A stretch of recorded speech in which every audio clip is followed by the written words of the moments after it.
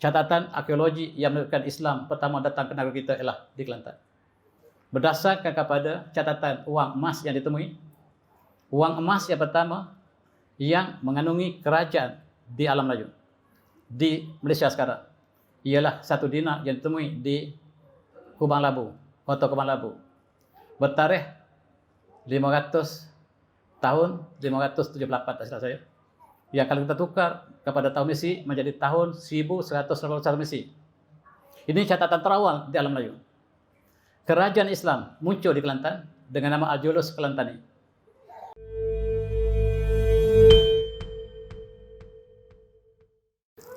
Sempena dengan bulan Rabiul Awal, saya diminta oleh Rustia Surau untuk membincangkan tajuk yang bertajuk siapakah kita sebenarnya. Dan sebenarnya kita telah tahu siapa kita, tetapi hari ini saya diminta untuk sekali lagi mengulangi sejarah gemilang umat Islam dalam konteks kita umat Melayu di Semenanjung ini. Kita mulakan dengan ayat surah Al-Hujurat, A'udzubillahi minasyaitonir rajim. Ya ayuhan nas inna akhrakum min dzikrin wa unsa wa ja'alakum syu'uban wa qabaila ta'arafu. Inna akrakum indallahi atqakum innallaha alimun khabir. Surah Al-Jin. Wahai manusia, sesungguhnya kami mencipta kamu daripada laki dan wanita, dan kami jadikan kamu berkabilah, berpuak-puak, berbangsa-bangsa, supaya kamu saling kenal mengenali. Dan sesungguhnya yang paling mulia di sisi Allah di kalangan kamu ialah yang paling bertakwa. Dan Allah Maha mengetahui segala hamba-Nya. Dan inilah, kita lah satu keluarga yang besar. Seluruh manusia di atas muka bumi ialah satu keluarga. Kullukum Adam, Adam Turab. Seluruh kamu daripada Adam, Adam di tanah, dan yang paling mulia di kalangan kamu ialah yang paling bertakwa. Dan kita ditakdirkan satu jurang daripada keluarga Adam ini, kita ditakdirkan mendiami satu kawasan yang sangat istimewa ini, yaitu Tanah Melayu. Inilah bumi yang dipuji oleh pengkaji sejak zaman berzaman. Ini peta yang dilukis oleh Ptolemy. Ptolemy ialah adik tiri kepada Alexander the Great. Alexander the Great telah mengembara ke timur, mengalahkan musuhnya di Parsi, India, termasuk Samarkand. Tetapi adiknya, Ptolemy, mengatakan dia ingin meletakkan namanya setinggi abangnya, Alexander the Great. Dan dia menjadi pengembara. Dia melukis peta dan ilmu yang ditinggalkan oleh para anbiya satu masa dulu. Ilmu yang berkaitan dengan pelayaran, astronomi, falak, Allah kurniakan kepada Nabi Idris AS. Daripada Nabi Idris AS ialah ilmu ini disalin turun-temurun. Akhirnya orang Yunani, Greece, menguasai sebahagian daripada ilmu astronomi yang diturunkan oleh Allah SWT kepada Nabi Idris AS. Nabi Idris AS dikenali dalam sejarah Barat sebagai Khamis. Khamis maksudnya para anbiya. Dan Nabi Idris ini dikenali sebagai Khamis yang ketiga. Dialah yang mengajar kepada kaumnya tentang ilmu astronomi, mengira tentang tahun, bulan dan cakrawala. Ilmu ini kemudiannya disalin oleh ilmuwan daripada Yunani, dan ilmu yang dikaji oleh Ptolemy sebahagian daripada ilmu yang Allah berikan pada Nabi Idris AS. Namun mereka kita dapat pertahankan apakah ajaran Nabi Idris ini dipertahankan oleh mereka atau tidak. Tetapi kebanyakan dari mereka telah menyeleweng daripada agama yang hanif yang dibawa oleh Nabi Idris AS. Para jemaah yang saya hormati, inilah peta negara kita yang disebut sebagai Semenanjung Emas. Bumi yang sangat cantik, didiami oleh manusia yang sangat istimewa, bangsa Melayu. Itu disebut oleh pengembara.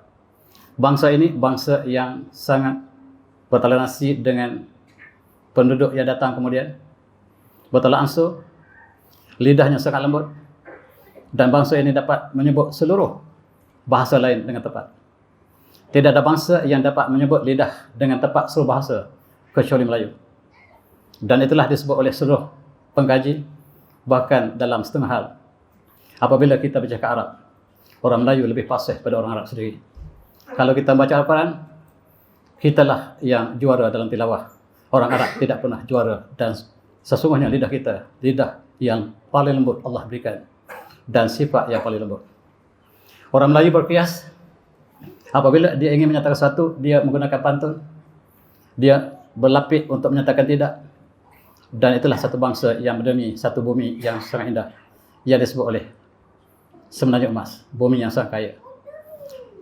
Kita sedikit muskil apabila Ptolemy melukis garisan Khatul Istiwa berada di tengah-tengah tanah Melayu. Sedangkan sekarang tanah Melayu, garisan Khatul Istiwa ini berada di bawah Singapura. Apakah peta ini tidak tepat? Ataupun bumi telah berubah sehingga sebahagian daripada alam Melayu telah hilang, dan sebab yang kalau kita bandingkan sekarang, Khatul Istiwa ini berada di selatan tanah Melayu, di selatan Singapura, dan kita ini berada 5 darjah ke utara. Seolah peta ini tidak tepat. Sebenarnya tepat ketika dia dilukis, dan Ptolemy mempunyai ilmu yang diwarisi daripada Nabi Idris AS, dan itulah kekuatannya, dan peta yang dilukis oleh Ptolemy katanya sangat tepat. Dalam konteks ini, bangsa daripada keturunan Adam AS, kitalah satu jurai, dan kita ditakdirkan tinggal di kawasan Asia Tenggara ini. Oleh sebab itu kita lihat bangsa dunia terbagi pada 3 grup. Polis forensik lebih paham dari saya. Ada Semitic, ada Mongoloid, ada Africano, dan kita termasuk dalam pecahan daripada Mongoloid. Dan peta yang berwarna pink itu sebahagian daripada jurai keluarga manusia yang besar. Terdapat 3 bangsa yang besar, dan Melayu adalah satu jurai daripada bangsa yang besar ini. Dan mereka semualah daripada keluarga Nabi Nuh AS, sebagaimana Allah sebut dalam surah As-Saffat, wa janna zurriyyatahu humul baqin. Dan semua manusia yang ada di semua bumi ini ialah daripada keturunan Nabi Nuh AS. Selepas berlaku peristiwa banjir, selepas Nabi Nuh AS, seluruh manusia telah meninggal dunia. Yang tinggal hanyalah 3 orang anak Nabi Nuh AS, yaitu Sem, Ham, dan Yafith. Daripada 3 anak inilah maka manusia diturunkan di seluruh dunia. Oleh sebab itu kita hanya ada 3 darah utama di dunia. A, B, O. 3 saja. AB itu ialah darah yang tidak boleh diklasifikasikan, darah ganjil. A, B, O. 3 ayah. Dan 3 ayah inilah anak kepada Nabi Nuh AS. Dan mereka lah, sebagaimana Allah sebut, wa janna zurriyyatahu humul baqin. Dan daripada keturunan Nabi Nuh AS, maka seluruh manusia lain dikembangkan. Dan alhamdulillah kita diberikan satu kawasan yang cukup indah oleh Allah SWT. Dalam kajian DNA, seorang pensyarah USM, dia mengkaji DNA. Kajian DNA ini hampir tepat, dan dia dapati bahawa bangsa yang paling tua di tanah Melayu, di Malaysia sekarang, ialah Melayu Kelantan. Inilah yang dijangkarkan tahun 660,000, sama ada tepat atau tidak. Dari segi DNA, Kelantan ialah bangsa yang paling tua di Malaysia sekarang. Ini diputuskan dengan kajian DNA, dan kajian ini dilahirkan oleh beberapa orang profesor, oleh beberapa orang pensyarah yang mereka bergabung, dan teknologi ini menggambarkan bahawa kita telah mendiami di sini sangat lama. Dan kita ingat kembali peta yang dilukis oleh Ptolemy. Yang cukup saya heran ialah dia letakkan garis khatulistiwa di tengah-tengah tanah Melayu, sedangkan sekarang dia berada di bawah. Ini peta yang paling awal yang kita ketahui setakat ini. Dia dilukis dan dia tulis beberapa bandar yang ada di atas Melayu yang sekarang sudah tidak ada. Yang ada antaranya bandar Cole, C-O-L-E, ditulis oleh Ptolemy. Dan mereka menjangkakan Cole ini ialah satu bandar di Terengganu, barangkali Kemaman.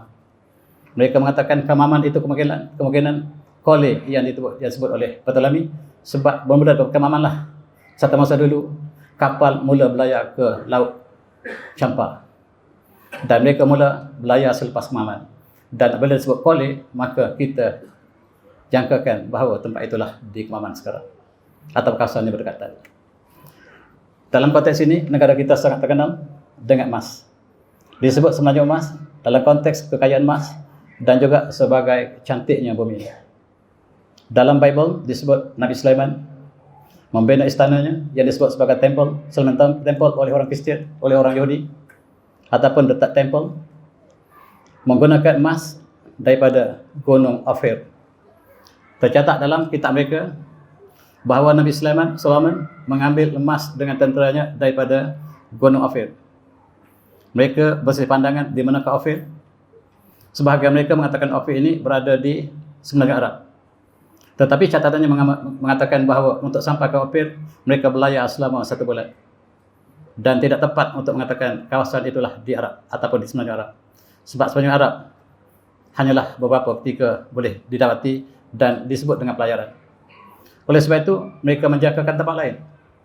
Mereka menjangkakan Ophir ini tempat lain. Ini dalam Sheba. Dalam Matthew juga disebut demikian. Dalam The Old Testament juga menyatakan demikian. Mengatakan Solomon Gold ini diambil daripada Mount Ophir. Apabila Portugis mula sampai ke negara kita, dia terpegun dengan keindahan negara kita. Dan dia dapati emas yang banyak. Dia cuba padankan dengan kisah Nabi Sulaiman AS. Dan mereka sebut Solomon. Dari manakah Solomon mendapat emas yang banyak? Tiba-tiba Portugis menguasai Melaka. Dia menemui Gunung Ledang yang banyak emas. Dan Portugis menamakan Mount Ophir. Di segi Portugis, Ophir yang disebut dalam Bible mereka bukan di semenanjung Arab, tetapi di Melaka ataupun di Johor ataupun di Gunung Ledang. Sebab Gunung Ledang mempunyai simpanan emas yang banyak. Yang dibawa balik oleh Portugis begitu banyak daripada Gunung Ledang. Selepas itu datang Belanda mengambil emas yang banyak daripada tempat sama. Inggris juga apabila mereka datang, mereka mengumpulkan emas yang banyak. Dan Inggris membuat kereta api bercabang di Gemas. Gemas itu ialah gold emas ataupun gua emas. Dan TV3 membuat satu penemuan. Ada satu terowong daripada Gemas menuju ke Gunung Ledang, iaitu terowong emas yang orang Melayu tidak tahu siapa hari ini. Mereka membawa balik emas ini dengan banyaknya ke negara mereka. Dan akhir sekali Jepun juga tidak terkecuali, mereka terus menuju ke Ophir. Dan mereka mengambil emas begitu banyak. Mereka balik ke Jepun, tetapi peperangan dunia telah terhenti. Mereka tidak sempat untuk bawa emas ke Jepun. Dan dikatakan mereka tinggal di kawasan timur Malaysia. Barangkali di Pahang, barangkali di Filipina, barangkali di Sabah, wallahualam. Dan sekarang pencari emas Jepun yang ditinggalkan masih diteruskan perjalanan. Mereka sedang mencari di manakah sebab emas Ophir ini sangat banyak. Sehingga akhirnya mereka telah establish Ophir yang dimasukkan dalam Bible mereka ialah di negara kita. Dan mereka datang betul-betul antaranya lah untuk padankan antara kisah yang dinyatakan dalam Bible mereka dengan bumi kita. Itulah sejarah lama kita. Mereka sangkakan bahawa Ophir ini berada di tepi laut di Arab Saudi sekarang. Tetapi sangkaan mereka meleset. Sebab jarak di antara Baitul Maqdis ataupun di Palestin sekarang, Jerusalem dengan kawasan ini tidak jauh. Dan mereka lebih mengatakan tempat itu di luar daripada semenanjung Arab dan kawasan itu di timur. Akhirnya mereka katakan bahawa tempat itulah Gunung Ledang. Inilah tempatnya. Mereka mengatakan inilah tempatnya Mount Ophir. Sekarang kalau kita pergi melawat Gunung Ledang, mereka tulis dua nama. Gunung Ledang, di bawahnya Ophir. Untuk mengambil sempena dengan apa yang dinyatakan oleh Portugis. Apa yang dicakapkan oleh Belanda, mengatakan itulah tempat asal emas yang digunakan untuk pembinaan istana Nabi Sulaiman AS. Dan kita percaya yang dibina oleh Nabi Sulaiman AS ialah Masjid Baitul Maqdis. Tetapi mengikut ahli kitab, mereka mengatakan ada bangunan lain. Yang mereka sekarang mendakwa bahawa bangunan yang dibina oleh Nabi Sulaiman atau Solomon, mereka sebut Solomon Temple ini berada di bawah Masjid Al-Aqsa. Dan mereka sedang meruntuhkan Masjid Al-Aqsa dengan kisah yang tidak dapat disahkan ini. Inilah kisah negara kita. Manusianya sangat lemah lembut dan mereka sangat mudah untuk menerima budaya asing. Oleh itu, apabila Islam datang ke sini, alhamdulillah, apabila raja memeluk Islam, maka rakyat ikut dengan sempurna sehingga satu negara telah bertukar daripada agama asal kepada Islam. Tidak ada satu bangsa dunia yang satu bangsa, satu agama kecuali Melayu. Sehingga dalam perlogaan kita dinyatakan Melayu itu maksudnya mengamalkan budaya Islam. Tidak ada bangsa dunia yang satu bangsa, satu agama kecuali Melayu. Ini dikaji oleh pengkaji barat dalam antropologi sebab mereka sangat kagum dengan bangsa ini. Bangsa yang sangat mudah menerima sama ada benar ataupun sebaliknya. Mudah mengikut budaya orang lain. Dan itulah bangsa ini yang sedang kita bincangkan.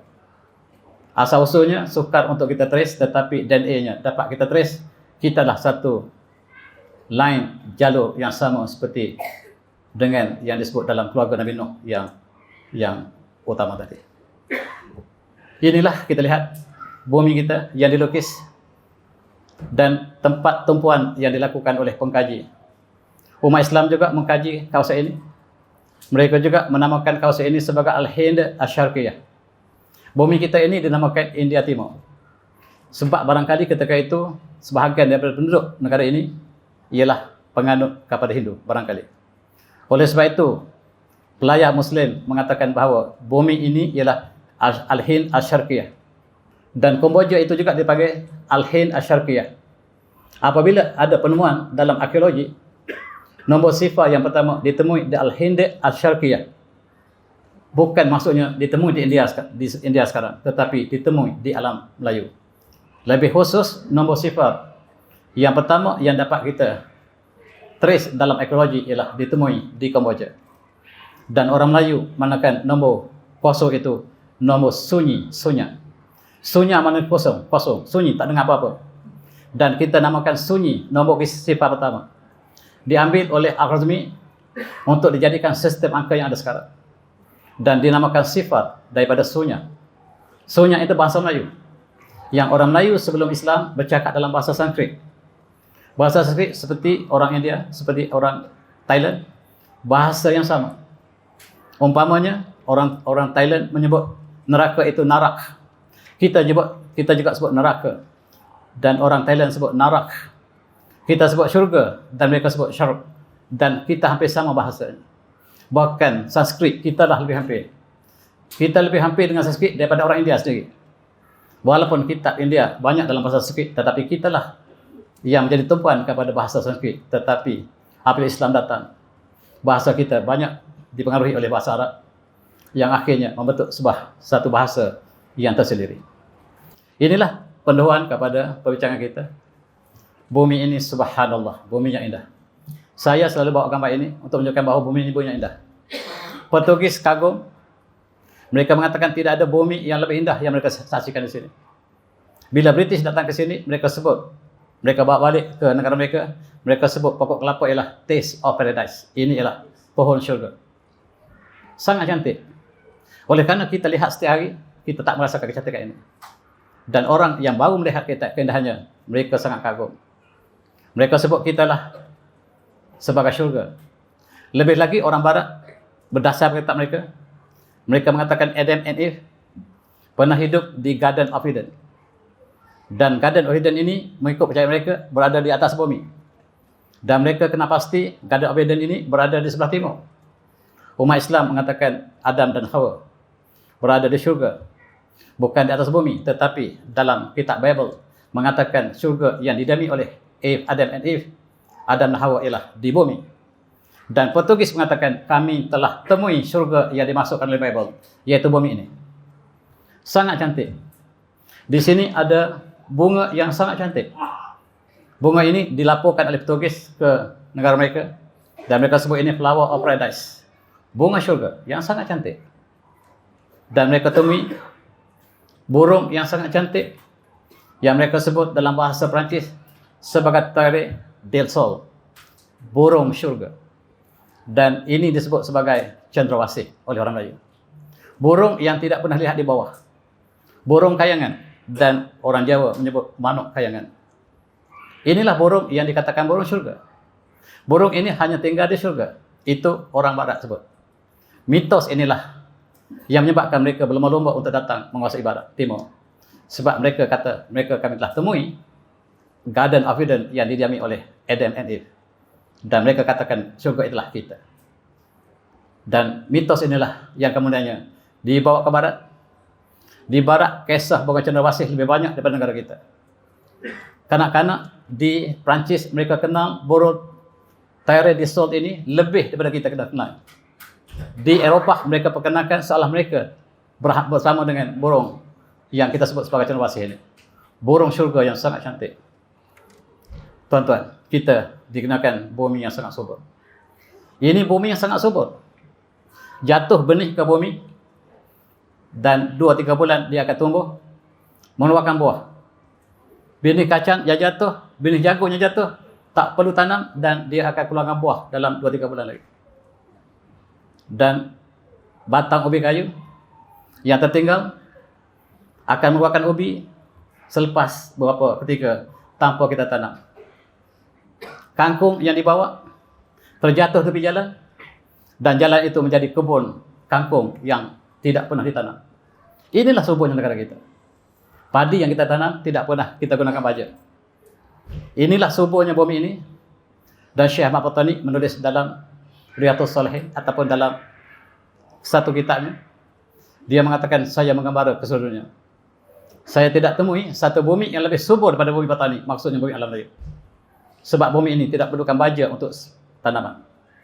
Dan di barat mereka terpaksa membuat greenhouse untuk tanaman. Tetapi di bumi ini, bumi yang cukup subur. Dan baldatun tayyibatun wa barwaqur. Subhanallah. Emas kita sangat banyak. Emas ini dirombong oleh seluruh penjajah. Bahkan mengikut British, emas yang dipunyai oleh Malaya digunakan untuk tadbir Burma dan juga India. Pentadbiran di India dan Burma cukup dengan emas di Malaya. Itu catatan mereka.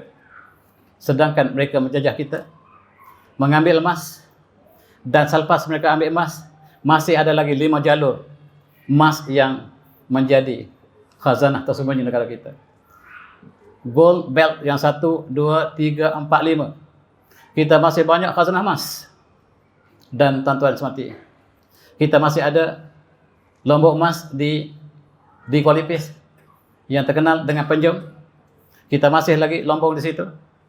Dan British mengambil emas yang banyak di Raub, yang mereka membina parlimen mereka menggunakan uang daripada Melaya. Mereka menggunakan lebuh raya menggunakan uang daripada Melaya.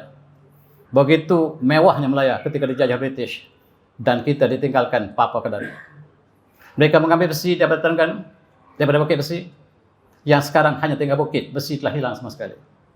Mereka mengambil timah daripada Taipei. Mereka menggali di Selangor, di Ampang.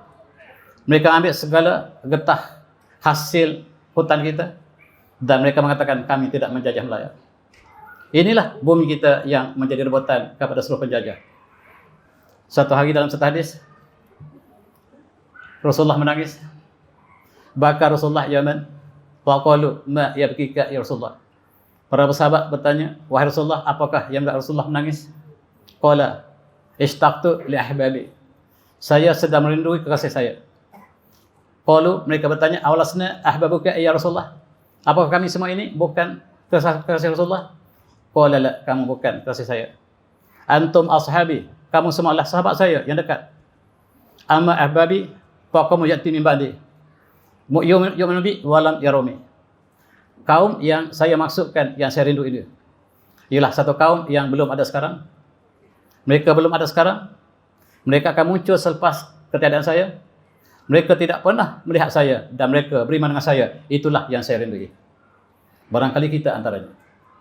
Tidak pernah ada tentera Islam yang datang untuk membawa Islam, memaksa Islam kepada kita.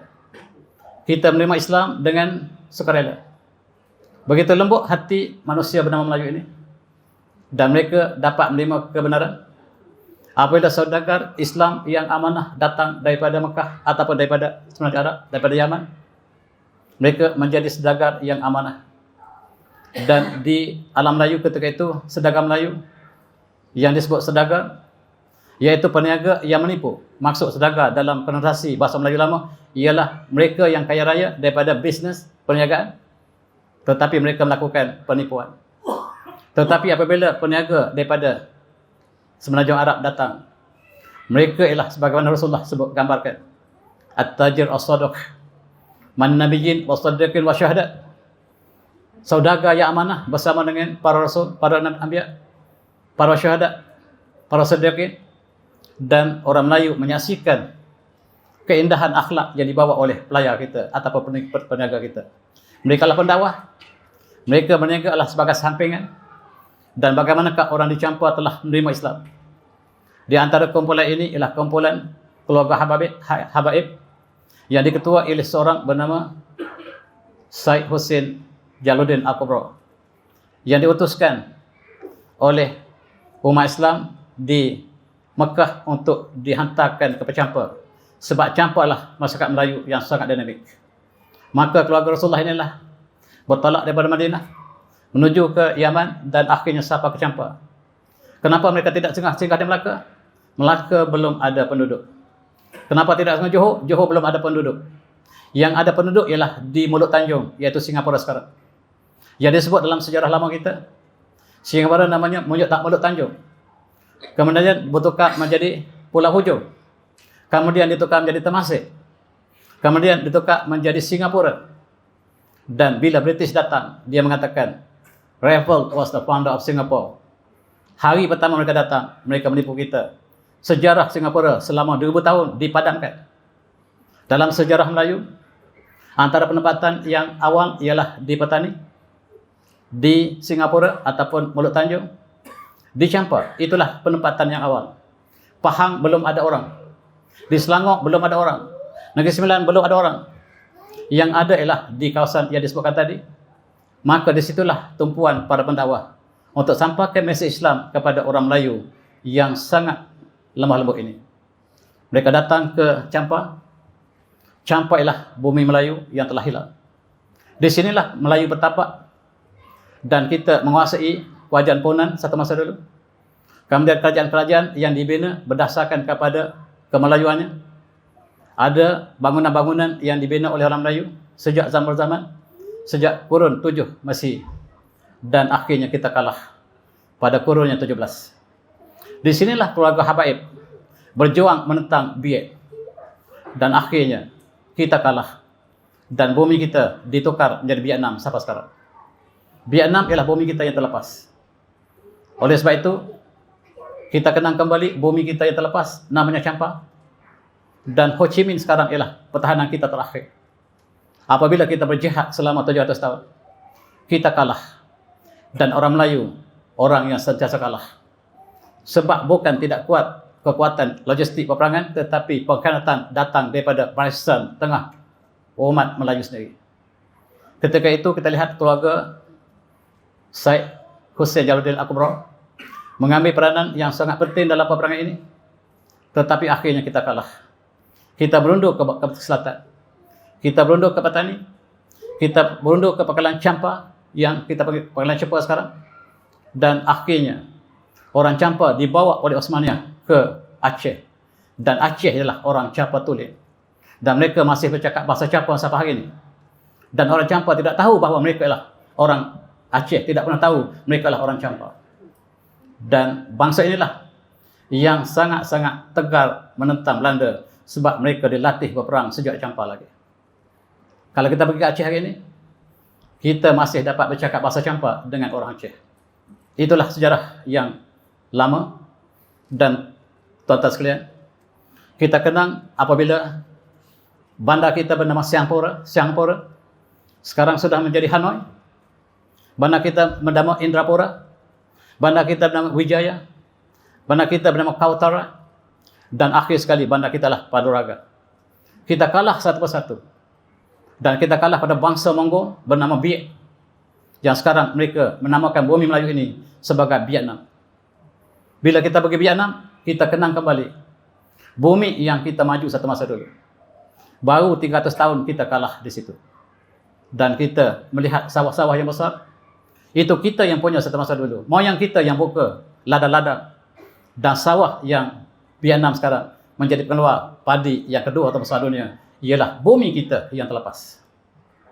Kita terlepas Champa. Kemudian kita terlepas Petani. Kemudian kita terlepas Singapura.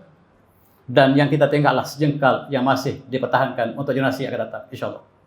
Itulah saja bumi kita yang masih tinggal selepas kita membina satu tamadun yang sangat besar yang dikenali seluruh dunia. Bahkan Portugis mengatakan bangsa Melayu. Bahkan bahasa Melayu ialah bahasa terbaik ketika itu. Bahasa ilmiah terbaik di sebelah timur mengatasi seluruh bahasa timur termasuk Cina. bahasa Melayu menduduki bahasa ilmiah yang sangat-sangat refined, kata Portugis. Very refined language of the East. Sayang, kita telah hilang jati diri. Dalam konteks ini, satu masa dulu, Laut Cina Selatan namanya Laut Champa. Bila Champa telah hilang kepada Vietnam, tiba-tiba kita mengetahui hari ini, namanya Laut Cina Selatan. Entah bila ditukar. Dalam peta kita sentiasa ditulis Laut Champa.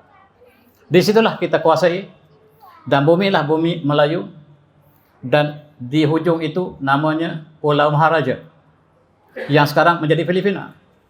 Di situlah pusat penggemar Islam yang besar, namanya kota Yamanillah. Bila Sepanyol datang, mereka telah murtadkan seluruh orang Islam di Yamanillah.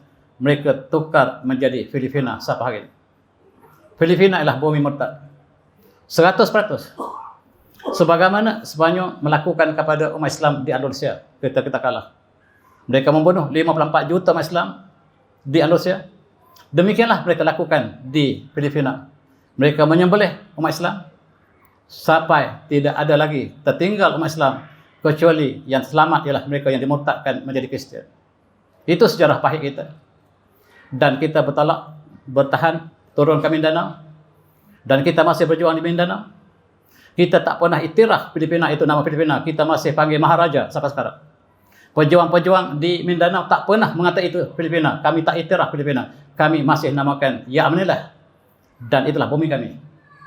Sebagaimana Palestin tidak pernah iktiraf bumi mereka bernama Israel. Walaupun dalam peta moden hari ini namanya Israel, tetapi orang Palestin tidak pernah akui.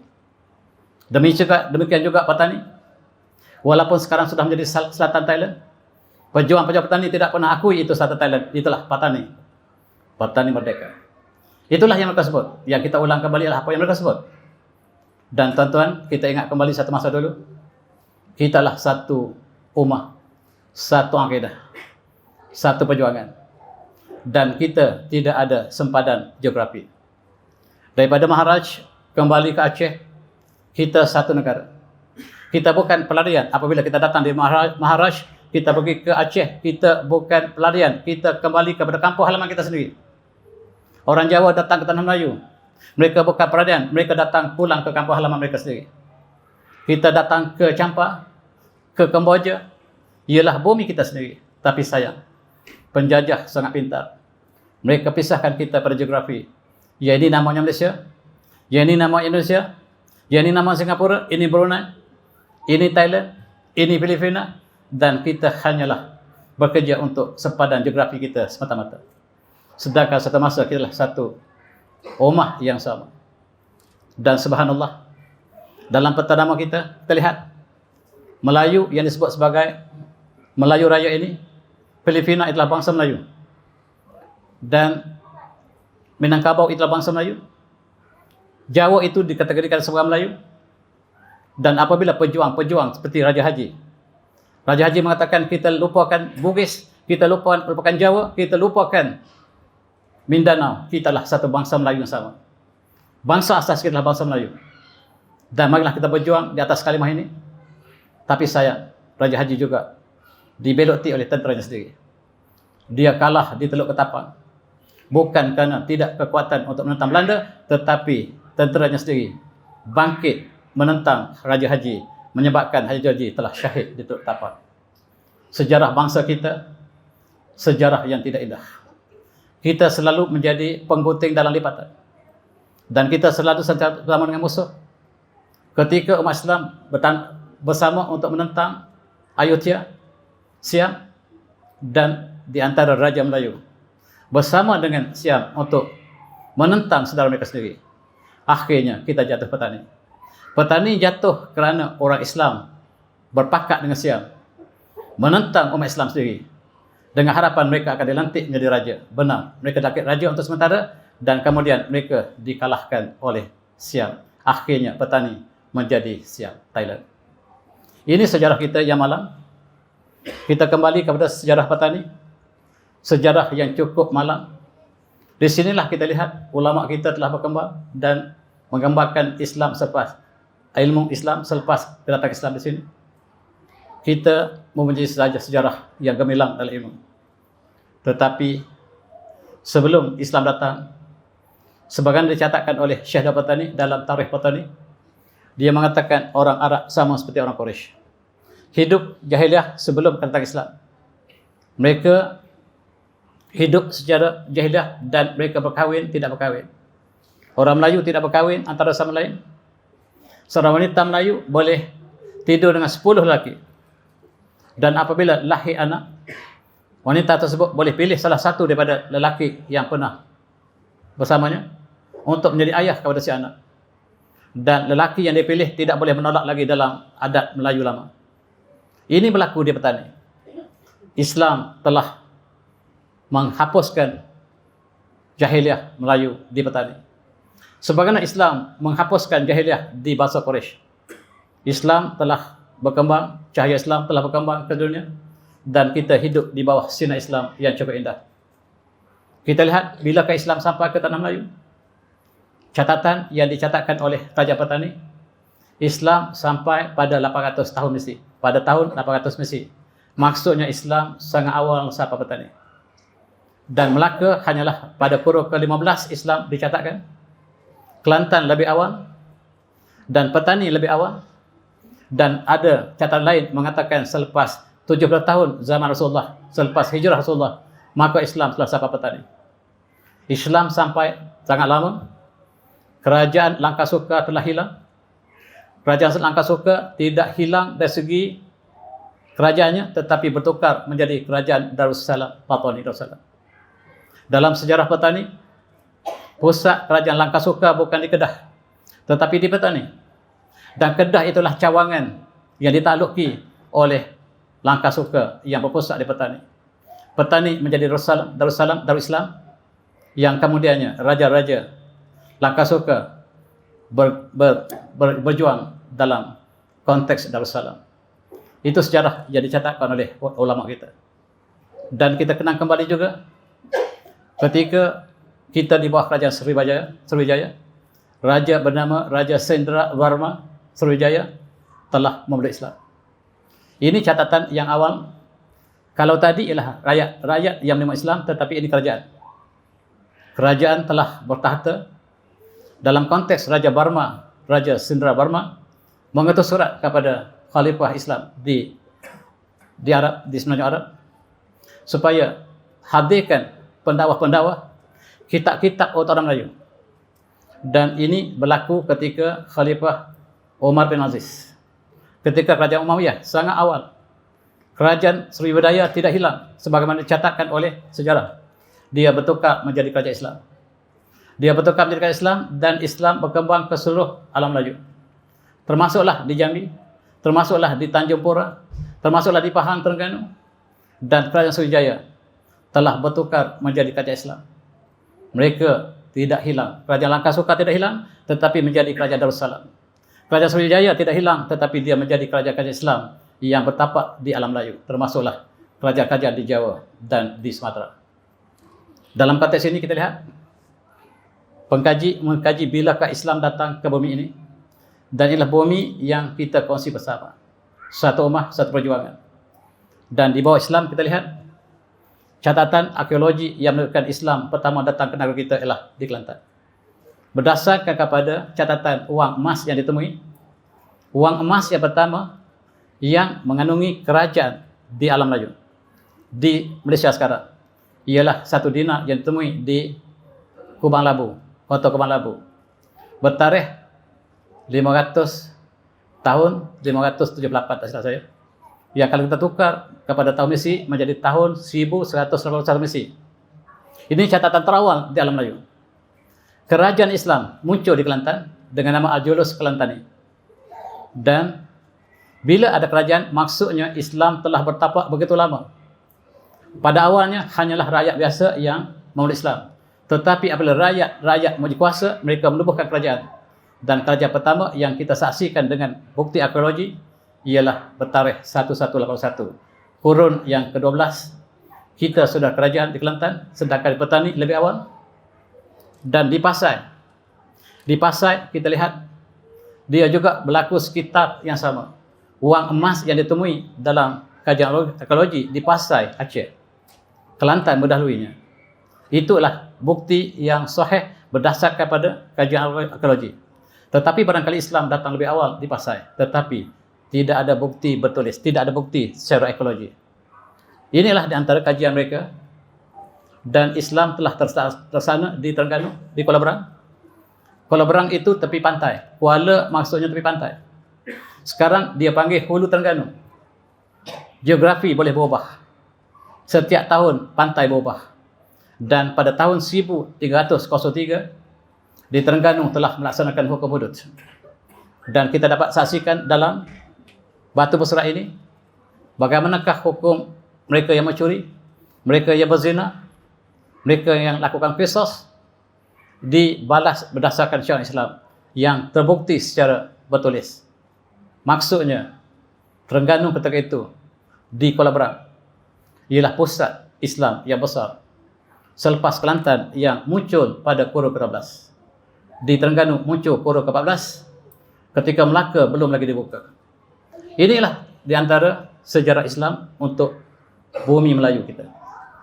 Kerajaan Sulu telah terbentuk pada tahun 1450, berpusat di Pelabuhan Danau, dan dia adalah keturunan daripada Syarif Hashim. Syarif maksudnya keluarga habaib, keluarga daripada baginda Rasulullah. Mereka adalah kumpulan yang awal datang diutuskan untuk sampaikan mesej ke sebelah timur. Mereka sangat dimuliakan oleh orang Melayu. Kebanyakan mereka dilantik sebagai penguasa, khalifah atau sultan, dan kebanyakan sultan alam Melayu daripada keturunan Al-Bait. Dan Filipina sekarang ialah sebahagian daripada kerajaan tersebut. Kita lihat di Melaka kemudiannya, Islam telah terlaksana dengan sempurna di dalam Konun Melaka. Dan Konun Melaka ini kita boleh baca sampai sekarang. Yang kemudiannya dilaksanakan Islam di Pahang. Dan kita boleh saksikan hukum Konun Pahang. Umpamanya dalam Konun Pahang kita lihat, diberikan perincian tentang pemerintahan, pembesarnya, masyarakat, jenayah, muamalah, hukum keluarga, hal ehwal berkaitan dengan perkahwinan dan masyarakat. Dinyatakan nas yang sempurna. Di dalam Konun Melaka dilaksanakan hukum hudud yang sempurna. Kemudian hukum qisas dan hukum ta'zir telah dilaksanakan di Melaka ketika Sultan Alauddin Riwayat Shah, Sultan Melayu yang terbaik setakat ini. Yang itu yang kita saksikan dalam sejarah Melaka silam. Dan kita lihat beberapa pasal qisas mencuri murtad dinaskan dengan jelas dalam Konun Melaka. Riba diharamkan di Batam Melaka. Tidak ada pinjaman yang melibatkan riba, tidak ada interest.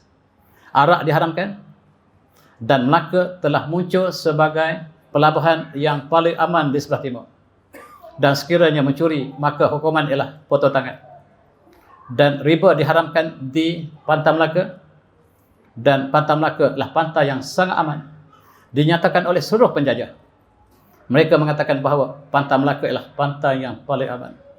Siapa yang melakukan jenayah di lautan, maka Melaka ada hukum Konun Laut Melaka yang melaksanakan hukum harabah bagi mereka yang melakukan pencurian ataupun perompakan di lautan, dan Melaka telah muncul sebagai negara yang paling aman. Kita lihat ta'zir, yang kalau-kalau ada sebahagian pelajar kita yang tidak menguasai syariah, mereka mengatakan Konun Melaka dipengaruhi oleh undang-undang sebelum Islam. Bohong. Yang mereka sebut itu ialah hukum ta'zir. Hukum ta'zir ialah hukum yang tidak mencapai hukum hudud, tetapi dia melakukan kesalahan. Maka ini diberikan kepada pemerintah untuk menentukan hukum ta'zir. Umpamanya contoh, mereka yang tidak puasa, lalu digantung periuk nasi dan diiring ke seluruh kota Melaka untuk menunjukkan bahawa dia melakukan kesalahan, tetapi kesalahan ini hanyalah diberikan hukum ta'zir. Hukum ta'zir ini lebih banyak daripada hukum lain. Dan bagi pengkaji yang tidak menguasai usul fiqh, yang tidak menguasai fiqh 4 rubuk, mereka mengatakan Konun Melaka ialah pengaruh daripada kerajaan sebelum kerajaan Hindu. Inilah kajian yang tidak hati-hati. Sedangkan Konun Melaka ialah melaksanakan hukum syariah dalam mazhab Syafi'i. Tuan-tuan, kita lihat dalam konteks muamalah, munakahat, mereka yang berzina akan dikenakan hukuman. Mereka yang muhsan, yang tidak muhsan, yang disebat dengan 100 kali.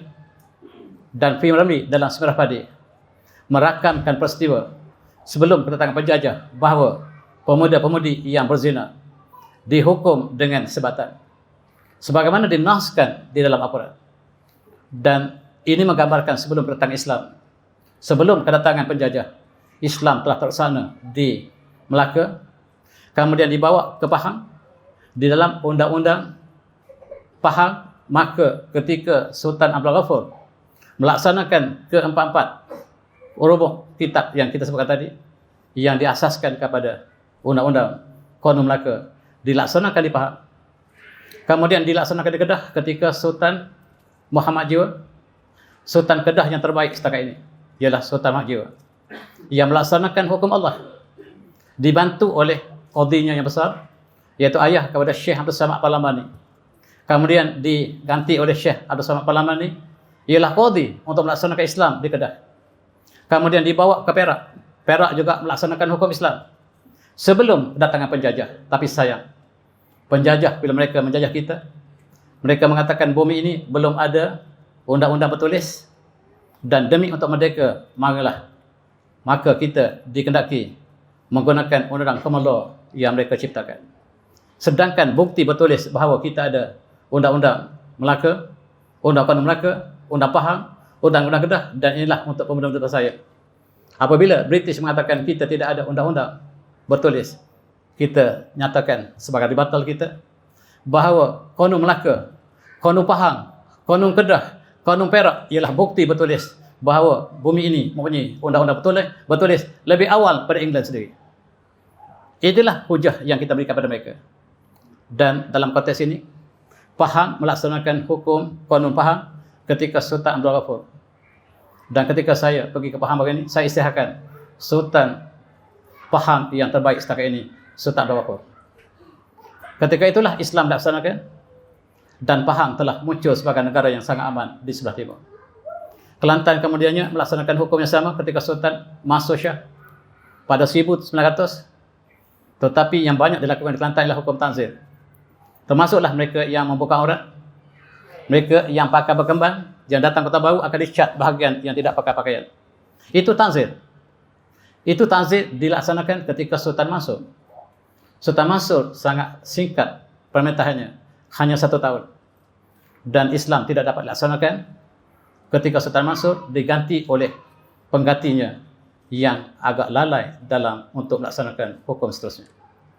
Dalam konteks ini kita lihat daripada Aceh, Ternate, Tidore, Sulu, Brunei, Kutai, Banjarmasin, Demak, Cirebon, Semarang, Pagaruyung ialah kerajaan-kerajaan Islam yang kecil. Kerajaan Islam yang dilantik oleh Osmaniyah sebagai mewakili Osmaniyah di alam Melayu. Dan kita bernaung di bawah Osmaniyah ketika itu. Bendera kita ialah bendera bola bintang, iaitu bendera Osmaniyah yang digunakan oleh Turki sekarang. Dan di atas masjid kita kadang-kadang ada bilang bintang yang menunjukkan bahawa kita masih ada hubungan sejarah dengan Osmaniyah sampai hari ini. Bola bintang bukan simbol Islam, tetapi dia simbol Osmaniyah. Yang sekarang kita lihat hampir semua masjid kita ada simbol bola bintang, maksudnya kita bernaung di bawah Osmaniyah. Sejarah negara kita tidak menyatakan demikian. Dan ketika itu, seolah-olah Allah gambarkan dengan baldatun thayyibatun warbun ghafur, sebab kita laksanakan Al-Quran. Kita melaksanakan hukum Islam. Dalam sejarah kita, kita melaksanakan hukum Islam di seluruh alam Melayu. Sayang, tiba-tiba keagungan kita telah tercapai. Penjajah telah datang, dan kita pernah diisytiharkan sebagai baldatun thayyibatun warbun ghafur, bumi yang indah dan Allah yang mengampun. Sebagaimana bumi Sabak yang juga demikian disifatkan dalam surah Sabak, menggambarkan bumi yang sangat indah, melaksanakan hukum Allah, dan diisytiharkan sebagai bumi yang sangat cantik di bawah naungan syariah yang hanif. Dan ketika itu mulalah umat Islam melancarkan jihad sebab negara kita dijajah. A'udzubillahi minasyaitonir rajim. Walladzina jahadu bina lahdiyannahum subulana wa innallaha ma'al muhsinin. Surah Al-Azim, surah Al-Ankabut. Dan mereka yang berjihad dalam jalan kami, pasti benar-benar kami akan berikan petunjuk jalan kami, dan sesungguhnya Allah bersama dengan mereka yang melakukan kebaikan.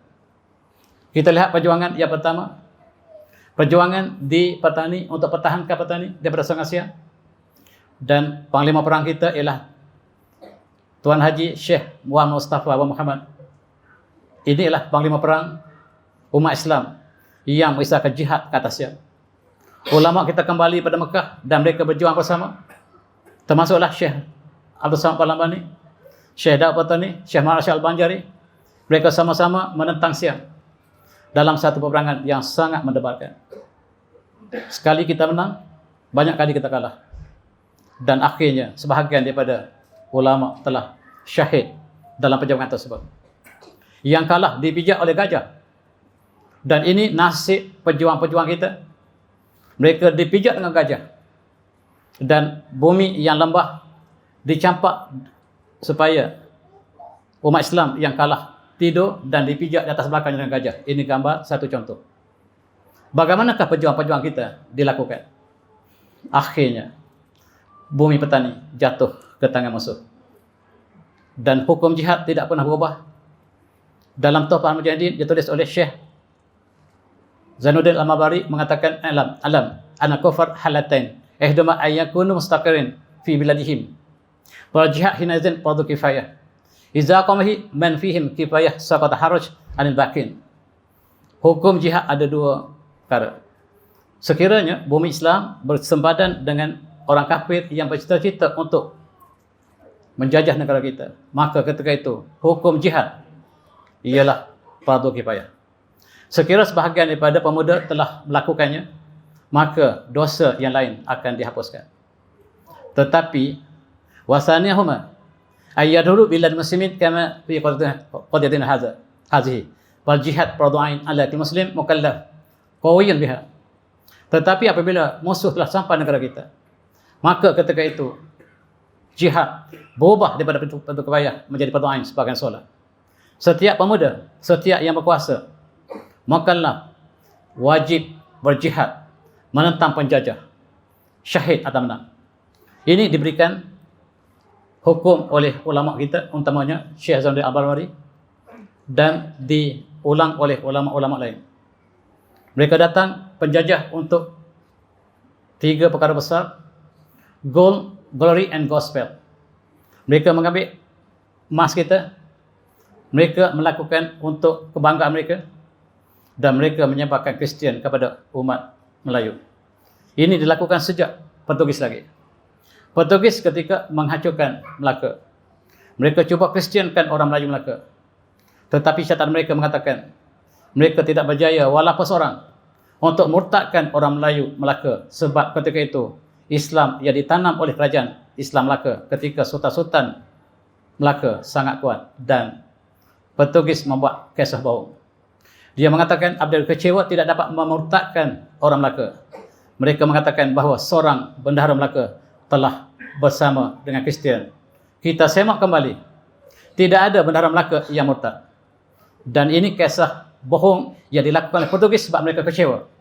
Mereka datang dengan tentera yang hebat. Mereka mengalahkan orang Melaka. Tetapi mereka tidak berjaya untuk murtadkan orang Islam Melayu Melaka. Dan mereka sangat kecewa. Kemudian datang Belanda. Belanda juga mengkristiankan umat Melayu. Mereka datang ke kawasan-kawasan di sebelah timur dan mereka kristiankan.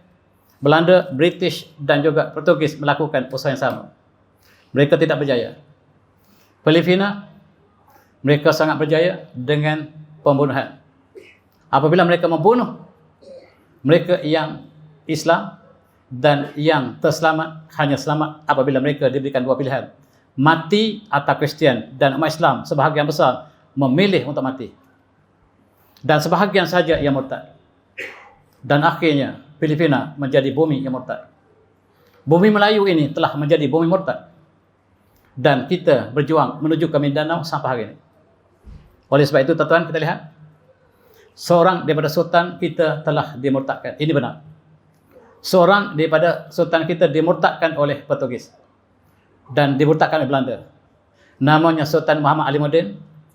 Ini kisahnya benar. Apabila mereka mengatakan mereka murtadkan bendahara Melaka, itu tidak benar.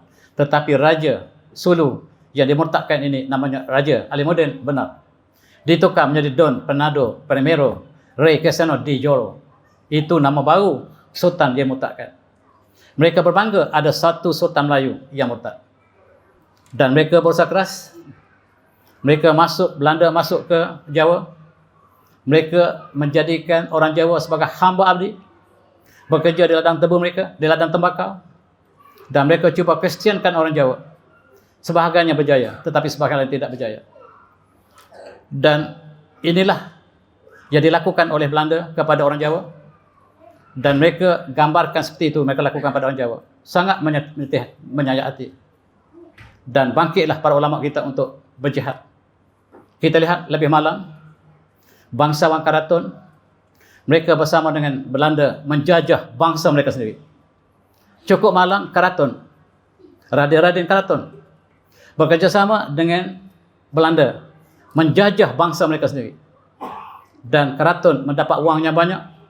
Mereka membina istana mereka sampai dalam bumi, yang kita dapat saksikan di Yogyakarta sekarang, di Solo, di tempat-tempat di Indonesia. Simbol bagaimanakah pemerintah Jawa yang hidup di Karaton mewah, dan mereka memperhambakan bangsa mereka sendiri. Cukup malang. Inilah sejarah yang telah berlaku. Tuan-tuan yang semati, kita lihat bagaimana munculnya pejuang-pejuang kita.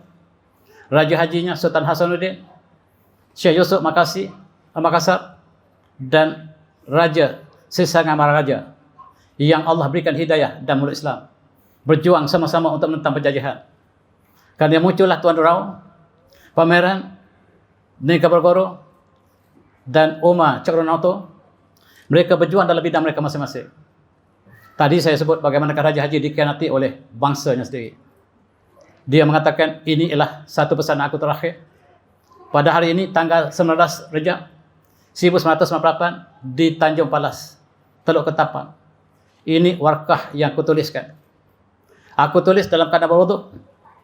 Selesai salat, berdoa untuk umat Melayu. Aku tidak panggil Jawa, tidak panggil Bugis, aku panggil Melayu seluruhnya. Kita satu bangsa yang sama. Jangan lagi panggil Jawa, panggil Bugis, panggil Melayu, kata Raja Haji. Aku daripada Bugis, kata Raja Haji, tapi akulah bangsa Melayu. Dan di tangan kananku Al-Quran, di kanan kiriku Darayat Khalid. Aku nak pesan bahawa aku sedang ditipu oleh tentera aku sendiri. Tadi ketika kita solat panjang, berdoa kepada Allah untuk menentang Belanda. Tiba-tiba kawan bangkit, tikam kawan sebelah. Rupa-rupanya kawan menipu rasuah daripada Belanda. Berwajah Melayu, berhati Belanda. Kalahnya Raja Haji. Bukan kerana tidak kuat perjuangan, tetapi ditipu oleh tenteranya sendiri. Sejarah malang ini, janganlah kita ulang sekali lagi. Kita lihat bagaimanakah pengorbanan dilakukan Syekh Abdul Samad Parlamani menentang Siam, dan tokoh besar kita ini telah syahid di Chinook, di kawasan Narotibat sekarang. Syekh Daud kembali ke Mekah, memimpin Angkatan Tentera Melayu untuk kembali menentang penjajah. Tetapi penjajah telah masuk dengan hebatnya ke seluruh alam Melayu. Dibantu oleh Syekh Ahmad Abdul Rashid Banjari daripada Banjarmasin. Mereka adalah satu umat yang sama, tidak ada sempadan negara. Ketika kita dijajah British, sebahagian besar daripada orang Melayu bersama British sekali lagi. Berwajah Melayu, berhati British. Mereka bekerja sebagai mata-mata. Mereka bekerja sebagai pion British. Mereka bekerja sebagai tentera British. Mereka bekerja sebagai spy British. Mereka bekerja sebagai ketua kapal British, kerani British. Dan itulah yang telah berlaku dalam sejarah negara kita. Mereka datang mula-mula sekali menubuhkan sekolah.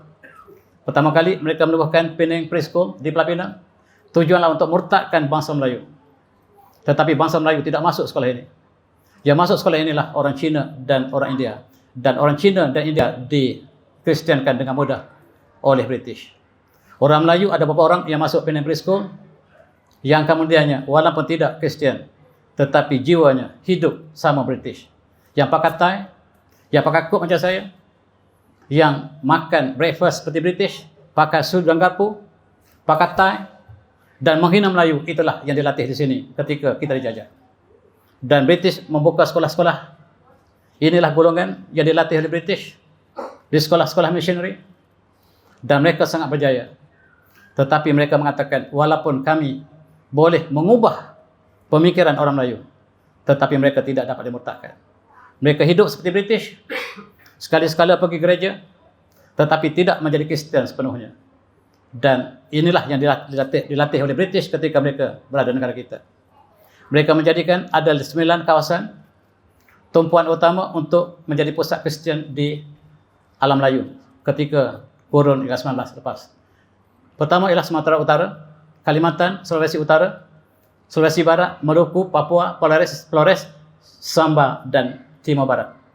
Itulah tempat pusat-pusat yang dikenapasti oleh mereka untuk tujuan missionary yang terus berjalan sampai hari ini. Tuan-tuan semati, kita dijajah dan kita dimakan oleh penjajah sebagaimana gambar ini. Kita ingat bagaimanakah hadis Rasulullah yang diriwayatkan oleh dalam hadis yang sahih. Rasulullah bersabda, "Yushik an tada'a alaikum al-um min kulli ufuq." Hampir-hampir kamu akan didatangi oleh seluruh bangsa, seluruh ufuk datang. Kama tada al-aklah ila qasanatiha, sebagaimana mereka yang sedang menghadapi hidangan makan mereka. Kila, mereka ditanya Rasulullah, "Ya Rasulullah, fa min qillati yawmin, apakah hari itu kita sedikit?" Kata Rasulullah, qala la, walakinnakum wasa'un kawasain as-sail. Ketika itu kamu sangat ramai, tetapi kamu sangat lemah seperti buih di lautan. Dan Rasulullah mengatakan, yuja'ala al-wahan fi qulubikum wa yuza'ar rabu min qulubi aduwikum lihubbikum ad-dunya wa karahatukum al-maut. Sebab ketika itu Allah telah Allah campurkan wahan dalam hati kamu. Allah campurkan perasaan takut, gerun daripada musuh kamu, disebabkan lihubbikum ad-dunya, kamu cinta dunia, wa karahatukum al-maut, sebab kamu benci mati, maka kamu akan dijajah. Ketika kamu tidak berjihad lagi, kamu mengumpulkan harta untuk dunia, tumpuan dunia adalah untuk hidup dunia, dan kamu cintakan dunia, kamu bencikan kematian, kamu akan dijajah Rasulullah. Kamu akan dimakan sebagaimana gambar ini. Sebagaimana mereka makan di atas meja makanan, begitulah kamu akan dimakan. Benar-benar kita saksikan dalam kurun ke-19, 20, kita dimakan oleh seluruh penjajah. Itulah sejarah kita, tuan-tuan. Dan kita ingat kembali perjuangan dilakukan oleh ulama kita, yang dilakukan oleh Syekh Nawawi Al-Bantani, dilakukan oleh Syekh Daud Patani, dilakukan oleh Syekh Abdul Samad Palambani, dilakukan oleh Syekh Ahmad Patani, Tok Kupaluh, dan rakyat mereka. Mereka telah melantik Sultan Zainal Abidin ketiga sebagai khalifah umat Melayu. Tetapi sayang, British telah menyedari. British segera masuk ke Terengganu, dan Sultan Zainal Abidin ketiga tidak lama bertahan, dan akhirnya baginda wafat. Baginda telah mangkat. Tuan-tuan, seorang lagi tokoh yang dilantik di Mekah ialah Raja Ali Kelana, yang supaya pertahankan Pulau Riau daripada penjerubahan Belanda. Tetapi sayang, tentera Raja Ali Kelana telah tewas. Pulau Penyengat telah dibakar hangus oleh Belanda, dan Raja Ali Kelana telah berpindah ke Singapura. Dia dilantik menjadi mufti pertama Singapura. Inilah Raja Ali Kelana yang dilatih di Mekah supaya kembali ke tanah air menentang penjajahan. Tadi Sultan Zainal Abidin ketiga dilatih di Mekah supaya berjihad di alam Melayu, dibantu oleh Tok Kupaluh, tetapi British telah masuk selepas kematian Tok Kupaluh.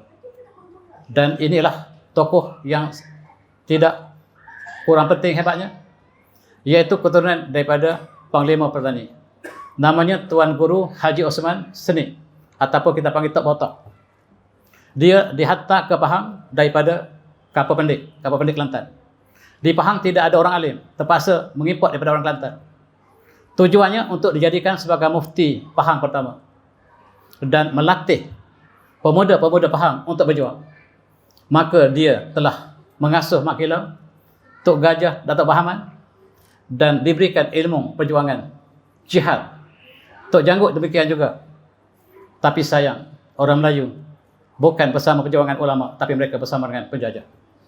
Ini ialah 2-3 orang Melayu yang telah bekerja dengan British sebagai tentera British, yang bertugas untuk menangkap perjuangan para ulama, termasuk perjuangan Mak Kilau, perjuangan Tok Janggut.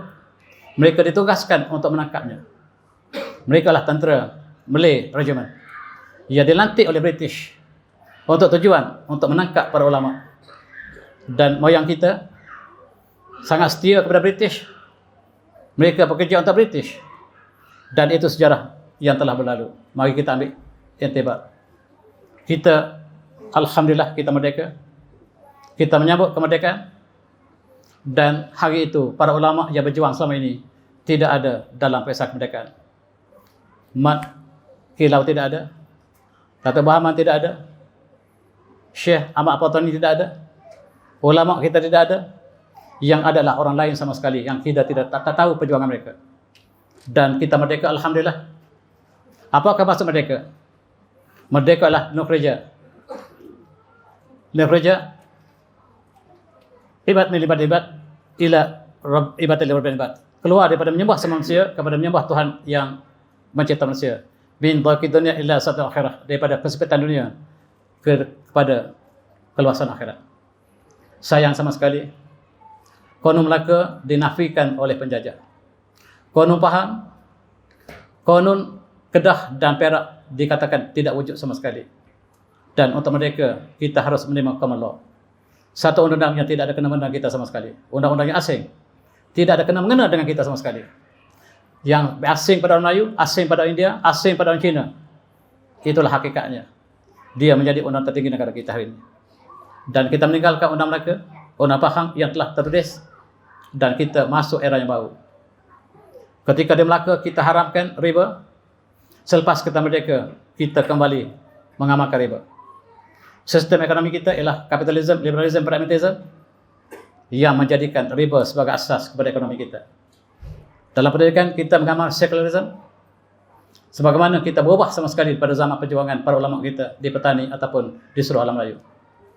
Dalam ekonomi Allah mengatakan Allahul bai'a wa harrama riba. Allah mengatakan jual beli dan mengharamkan riba. Allah dan Rasul mengistilahkan riba sebagai perang kata riba. Dan dia menjadi asas kepada ekonomi negara kita hari ini. Dan siapakah kita? Saya serah kepada Tuhan untuk kita sama renungi. Dan kita mengambil sebahagian dalam ibadah kita sangat patuh. Solat, puasa, tetapi dalam ekonomi kita tinggalkan. Dan Allah mencabar kita. A'udzu minasyaitonir rajim. Apa tu'minuna bi ba'dil kitabi wa takfuruna bi ba'd? Fa ma jazaa'u man yaf'alu dzalika minkum illa khizyun fil hayatid dunya wa yawmal qiyamati yuridu illa asyadil azab. Surah An-Nazil. Apakah kamu beriman dengan sebahagian kitab? Kamu kafir dengan sebahagian lain. Tidak ada balasan di akhirat nanti mereka yang melakukan demikian kecuali kehinaan di dunia. Dan di hari kiamat akan dikembalikan kepada azab yang sangat pedih.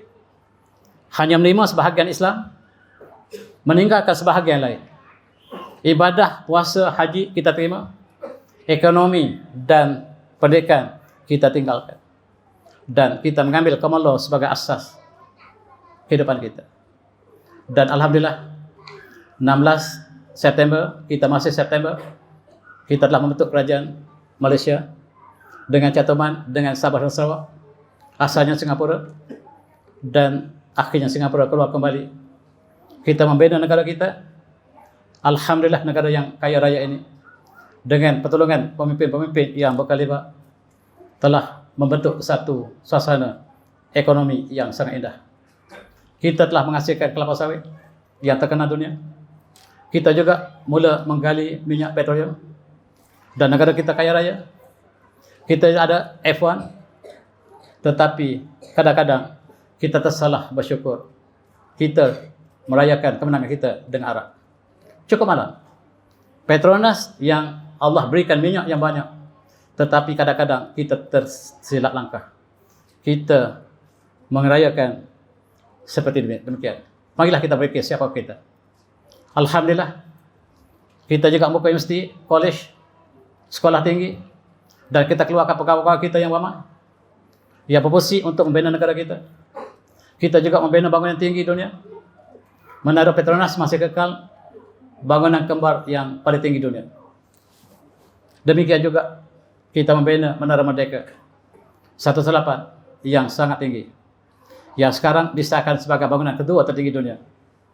Negara kecil Malaysia mempunyai menara yang tertinggi kedua dunia selepas Burj Khalifa di Dubai. Bukan di Rusia, bukan di Amerika, bukan di China. Malaysia tempat nombor 2 bangunan paling tinggi. Bukan main-main. Dan tuan-tuan yang saya hormati, dan rasuah kita juga tinggi. Bangunan kita tinggi. Dan rasuah kita yang tidak sepatutnya berlaku. Pegawai jawatan awam sebanyak 2,424 kes melakukan rasuah. Ini dikeluarkan oleh statistik negara kita. Dan dilaporkan dalam akhbar bukan lagi sebagai satu rahsia, tetapi rahsia terbuka. Dan kita lihat dalam course of doing business yang dikeluarkan oleh The Wall Street Journal, Malaysia tercorot dalam konteks kita sangat buruk dalam konteks rasuah berkaitan dengan bisnes. Ini bukan kita gembira melihatnya. Kita berduka cita. Dan sama-samalah kita berfikirkan, apakah yang kita balas kepada pembangunan yang Allah berikan, rezeki yang banyak kepada seluruh negara kita. Dan kita juga menghasilkan 159,000 anak luar nikah sehingga 2013. Ini dikeluarkan oleh statistik JPN. Statistik ini bukan rahsia lagi. Ia dilaporkan dalam akhbar kita. Dan supaya kita berfikir, kita sudah merdeka, kita tanam benih bersama ketika kita merdeka, dan sekarang benih yang kita tanam telah tumbuh. Kita harapkan buah yang manis, tetapi buah yang beracun yang kita petik hari ini. Kita sama-sama bertanggungjawab. Tuan-tuan, kita dilanda oleh LGBT sekarang, jangan takut untuk sebutnya. Dan dia akan merebak. Dan sekarang dunia mengatakan kenapa Malaysia diskriminasi terhadap golongan ini, sebab inilah hak asasi manusia. Dan kita lihat dalam hadis Rasulullah mengatakan inna min amal alal asah wa syuratiha ayaktabi ar-rijal bir-rijal wan nisa bin nisa. Antara hari kiamat, tanda hari kiamat ialah lelaki berpadan dengan lelaki dan wanita berpadan dengan wanita. Dan inilah yang kita sedang hadapi sekarang. Dan kita ingat kembali satu negara yang aman yang Allah sebut dalam surah Sabah untuk kita ambil perhatian, dan Allah menyebutkan bumi ini bumi yang sangat subur. A'udzubillahi minasyaitonir rajim. Laqad kana lisabirin fi maskin ayah. Jannatan an yamin wa shimal kullu min rizqi rabbikum washkurlah. Baldatun tayyibatun wa rabbun ghafur. Dan sesungguhnya dalam kehidupan kaum Sabah, mereka terdapat tempat tinggal mereka sebagai ayat untuk kita berfikir. Ada 2 kebun di kanan dan kiri. Kulu min rizqi rabbikum washkurlah. Makanlah rezeki yang Allah berikan, bersyukurlah. Dan baldatun tayyibatun wa rabbun ghafur. Bumi yang indah, Allah yang pengampun. Tapi sayang, apabila mereka Allah berikan nikmat yang banyak, rezeki yang banyak, mereka berpaling pada kebenaran. Allah sebut fa'radu fasanalihim salal alamin wa badanuhum bi jannatihim jannataini dzawatai uklin khamti wa asrin wa syai'in min sirrin qalil. Dan apabila mereka berpaling pada kebenaran, kami hantar bala banjir yang disebut sailal arim yang musnahkan tanpa mereka bina. Dan kami tukarkan 2 kebun mereka dengan 2 kebun lain yang hanya punya buah yang pahit. Zawatai uklin khamtin. Buah yang pahit. Tadi kebun-kebun yang cantik, tetapi bila mereka berpaling kebenaran, Allah tukar dengan buah yang pahit, waslin, dan buah asal yang tidak berbuah. Wasya'im min sirrin qalil, dan sedikit buah berdara. Yang Yaman, tempat Sabah ini, masih ada pokok sidr sampai sekarang. Dan terkenal dengan madu sidr yang Allah tukarkan kebun yang indah dengan pohon sidr yang sedikit. Dan hari ini orang Yaman masih memungut madu daripada pohon sidr yang Allah gantikan kebun yang besar dengan pohon yang pahit dan sedikit buah sidr dan pohon asal yang tidak berbuah. Apa yang Allah sebut? Dzalika zanahum bima kafaru. Inilah balasan mereka yang kafir. Wahal menjazi ilal kafur. Apakah balasan mereka yang kafir kecuali apa yang dilakukan oleh Allah kepada kaum Sabah? Marilah kita sama-sama berfikir. Jangan-jangan kita mengulang kembali kisah penduduk Sabah yang Allah berikan rezeki yang melimpah, tetapi kita berpaling daripada kebenaran. Dan marilah kita segera kembali pada kebenaran. Sebab Sayyidina Umar pernah berkata, nahnu qauman azama bil Islam. Kitalah satu kaum yang Allah muliakan dengan Islam. Fa iza tawana al-izzah bi ghairihi, sekiranya kita mencari kemuliaan selain daripada Allah, maka Allah akan hinakan kita. Selamat menyambut Hari Malaysia. Dan kita harus rapatkan perpaduan. Apakah perpaduan yang harus kita lakukan? Kepada ekonomi akan meredum dan kita akan berpecah. Bangsa juga tidak boleh jadikan asas perpaduan, sebab kita lihat bangsa Melayu menindas bangsa sendiri. Keraton Jawa menindas bangsa mereka sendiri. Dan bangsawan petani belok kepada perjuangan Melayu sendiri.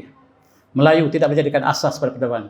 Yang boleh kita jadikan asas perpaduan ialah a'udzubillahi minasyaitonir rajim. wa'tasimu bihablillahi jami'an wa la tafarraqu wazkuru ni'matallahi 'alaikum iz kuntum a'da'an fa'alafa bainakum asbatum bi ni'mihi ikhwana wa kuntum ala syafatin minan nar wa kuntum ala syafatin minan nar fa'azakum minha kadzalikumullahu lakum ayatihi la'allakum tahtadun. Surah Azim. Hanya inilah ramuan perpaduan kita, yaitu perpaduan yang diasaskan pada Allah. Berkata teguhlah kamu kepada Allah seluruhnya. Jangan kamu bicara berai, dan ingatlah nikmat Allah atas kamu. Ketika kamu bermusuhan, orang Quraisy bermusuhan, lalu Allah satukan hati mereka. Fallafa bainakum fasbatum bi ni'matihi ikhwana, dan kamu menjadi persaudaraan dengan nikmat Allah. Sedangkan kamu sudah ada di atas lubang neraka. Wa kuntum ala syafatin minan nar. Kamu sudah ada di pinggir neraka. Fa anqazakum, lalu Allah selamatkan kamu. Kadzalikumullahu lakum ayatihi la'allakum tahtadun. Demikianlah Allah menjelaskan ayatnya. Mudah-mudahan kamu mendapat petunjuk. Itulah barangkali perjuangan kita yang panjang. Soalan belum terjawab, siapakah kita sebenarnya? Saya tinggalkan soal itu pada para jemaah sekalian dan saya tutupi. Saya minta maaf banyak-banyak kalau saya tersalah dan saya tutup dengan wabillahi taufiq. Assalamualaikum warahmatullahi wabarakatuh. Tasbih.